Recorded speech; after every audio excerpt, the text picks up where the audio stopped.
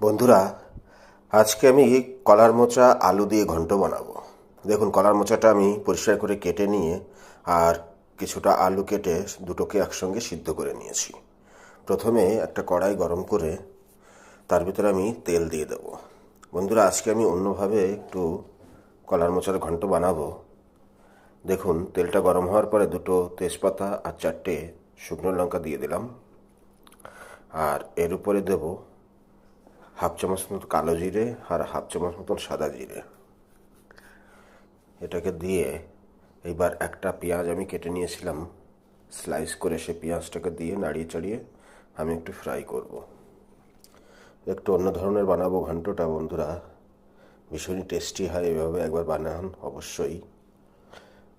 দেখুন, পেঁয়াজটা একটু ভাজার পরে দুটো টমেটো আমি ছোট ছোট করে কেটে নিয়ে পেঁয়াজের উপরে দিয়ে স্বাদ অনুসারে নুন দিয়ে দিলাম। নুনটা আমি একটু হিসাব মতনই দিলাম, তার কারণ কলার মোচার আলুটা সিদ্ধ করার সময় আমি কিছুটা লবণ দিয়েছিলাম, তাই আমি এখানে একটু কম ইউজ করলাম।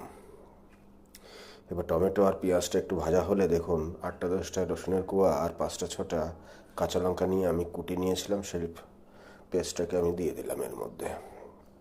দিয়ে মশলাটাকে একটু ফ্রাই করে নেবো এর কাঁচা গন্ধ দূর করার জন্য।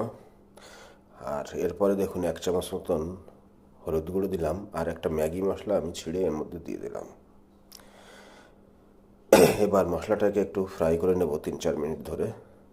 ফ্রাই করার পরে আমি যে কলার মোচা আর আলুটা সিদ্ধ করে রেখেছিলাম আমি সেটাকে দিয়ে দেবো।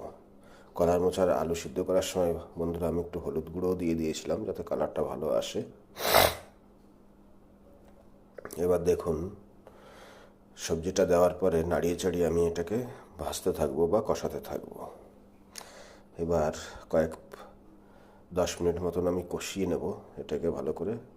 দেখুন, প্রায় হয়ে গেছে আমার ঘন্টটা। এর উপরে 1 চামচ মতন চিনি আর 1/4 চামচ আমি গরম মশলা দিয়ে এটাকে আরও 2-4 মিনিট আমি ভালো করে নাড়িয়ে মিলিয়ে নিয়ে এটাকে নামিয়ে নেব একটা পাত্রে।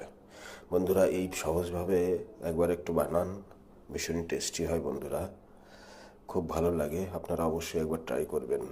আমার ভিডিওটি যদি ভালো লাগে লাইক করবেন, শেয়ার করবেন এবং আমার চ্যানেলটাকে অবশ্যই সাবস্ক্রাইব করে দেবেন বন্ধুরা। দেখুন, হয়ে গেছে আমার ঘন্ট। এবার আমি এটাকে একটা পাত্রে নামিয়ে নেব। এভাবে একবার বানান বন্ধুরা, ভীষণই টেস্টি হয়। যেমন দেখতে হয় খেতেও দুর্দান্ত হয়। গরম ভাতের সঙ্গে বা রুটির সঙ্গে বা পরোটার সঙ্গে যেভাবেই খাবেন না কেন, ভালো থাকবেন বন্ধুরা। নতুন নতুন ডিশ বানিয়ে খাবেন।